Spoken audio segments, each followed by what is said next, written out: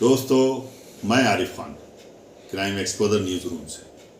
आजम खां के चुनाव की कमान उनकी पत्नी तंजीन फातिमा और रामपुर चेयरपर्सन नगरपालिका चेयरपर्सन फातिमा जबी ने संभाली है। उन्होंने एक जनसभा को खिताब करते हुए अपनी अपनी बातें रखीं। सुनिए दोनों ने अपनी अपनी तकरीरों में क्या कहा।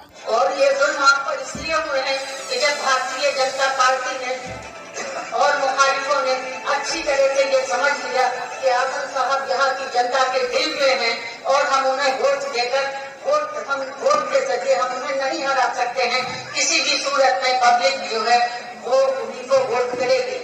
तब उन्होंने ये तरीका अपनाया कि सबसे पहले समाजवादी पार्टी के और हमारे जितने भी हमदर्द लोग हैं उन्होंने परेशान करना शुरू किया। उनके ऊपर झूठे मुकदमे लगाए गए, उन्हें जेलों में डाल दिया गया। आजम साहब को भी जेल में डाल दिया गया।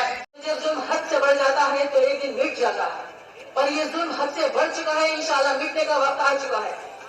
हमें अल्लाह पर भरोसा है।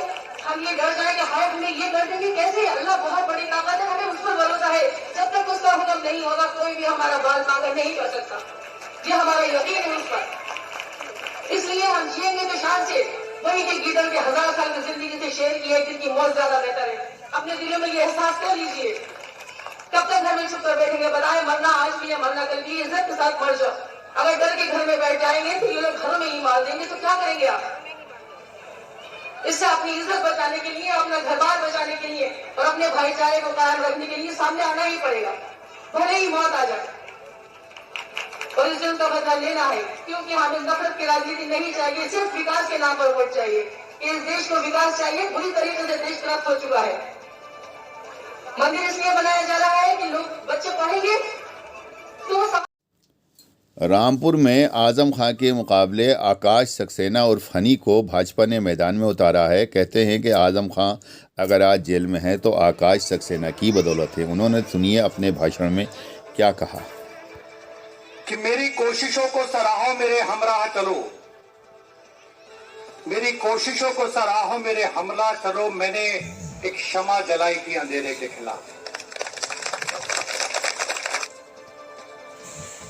गरीब मुसलमानों के लिए लड़ाई शुरू,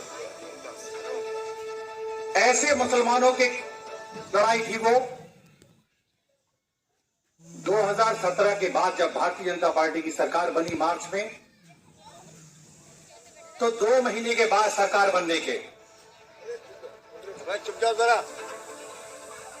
रामपुर के कुछ इतने गरीब मुसलमान मेरे पास परिवार सहित आए और उन्होंने पिछले 5 साल की अपनी जो दिक्कतें थी वो मुझे बताई। उसमें से कुछ परिवार ऐसे थे जिनके सीधे हाथ के अंगूठे टूटे हुए थे, और वो अंगूठे इसलिए टूटे हुए थे कि उसने उस जालिम को जमीन रजिस्ट्री करने को मना किया था।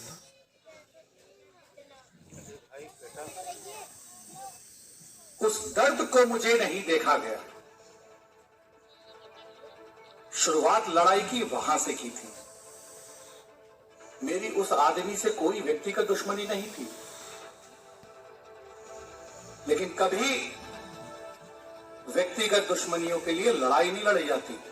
जो गरीबों की जब तो दोस्तों, ये आम चर्चा चली थी पिछले दिनों के खबरों में इस वक्त मायावती नहीं है और कहाँ है, इलेक्शन किस तरह से लड़ेंगी, कैसे उनकी पार्टी सर्वाइव करेगी, इसको लेकर लोगों को बड़ी चिंताएं थी। लेकिन मायावती ने इन सब बातों का खंडन करते हुए सामने आकर जो बातें कही, सुनिए उन्होंने क्या कहा। कि बीएसपी कहीं पिक्चर में नजर नहीं आ रही है।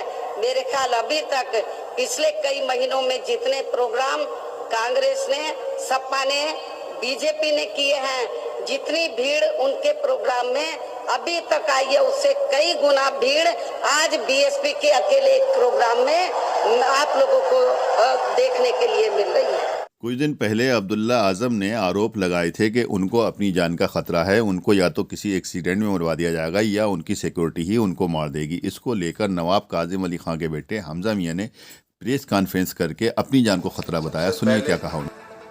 बड़ी हिम्मत जुटा के मैं आज आप लोगों के सामने बैठा हूँ। सबसे पहले मुझे ये कहना है कि जो मेरे दादा थे विक्की मियां साहब, उनका जब एक्सीडेंट हुआ है उस एक्सीडेंट का सबसे ज्यादा फायदा आजम खान को मिला है। उनके एक्सीडेंट की आप रिपोर्ट्स देखें तो ट्रक भी चोरी का था। एफआईआर उस ट्रक की 1 हफ्ते पहले हुई थी।